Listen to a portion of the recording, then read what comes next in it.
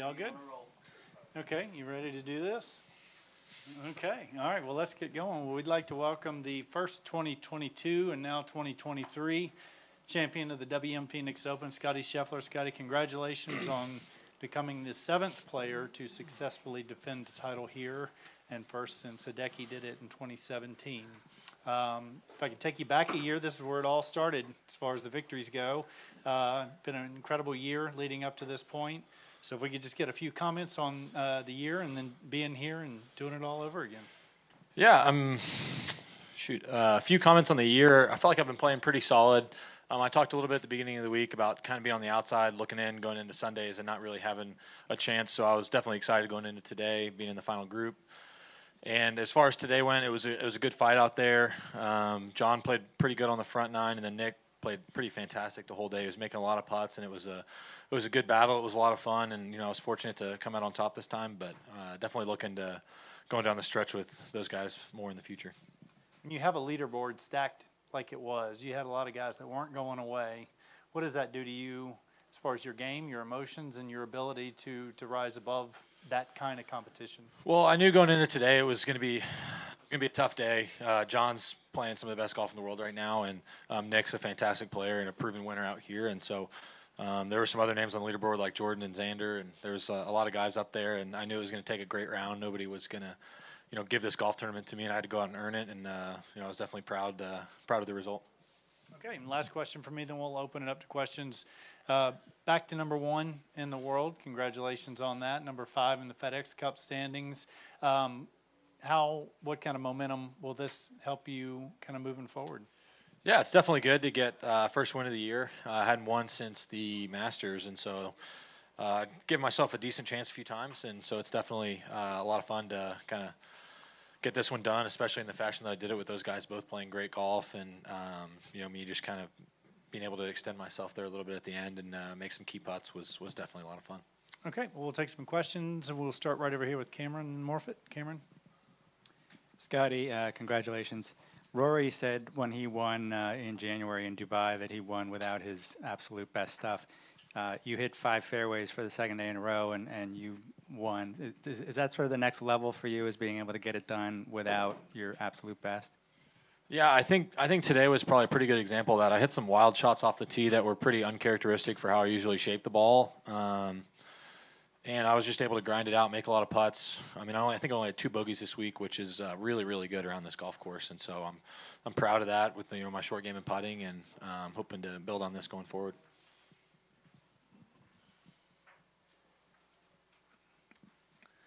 Hi, Scottie. Congrats. On the 16th hole, you have the 15-foot. You've chipped it to 15 feet or so. What are you telling yourself before hitting that putt? Because there's obviously probably a lot of emotions, the crowd and everything swelling around. What are you actually telling yourself before getting into your routine? I was just trying to hit a solid putt.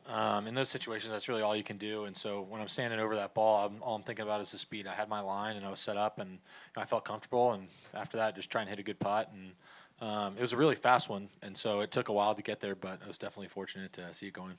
And when you see Nick playing well, and do other thoughts get into your head, and what do you do to sort of keep them at bay and just keep focused on the sort of task at hand? Yeah, I think when guys are playing, as well as Nick was today, it did put a lot of pressure on me, and I responded very well. It almost kind of took my focus to the next level where, I just did a really good job of managing my way around the golf course and making some really key shots down the stretch, whether it be the par putt on 16, the eagle on 13, even the par on 11. I hit a lot of key shots today, and I'm proud of how I fought around the golf course.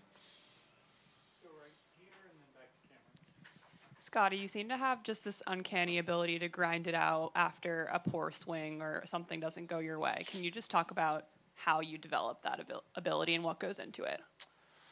I'm not really sure. I've always been really competitive, and I don't like making bogeys. I don't enjoy that. And anytime I hit a bad shot, it's all about how you respond, because bad shots are going to come. You're not going to play 72 holes of perfect golf, and a lot of it is how you respond. And I felt like I did a really good job of that this week, and just hoping to build on it going forward. We'll go to Cameron and then come up here to Adam. Go right here. Yep. I think this was the third year in a row that you've played in the final group on Sunday. I was just wondering what it is about Phoenix, what it is about TPC Scottsdale, and then also next year, are you going to be making sure that you stay in the same hotel room, rent the same colored rental car, do all that stuff? Are you superstitious at all?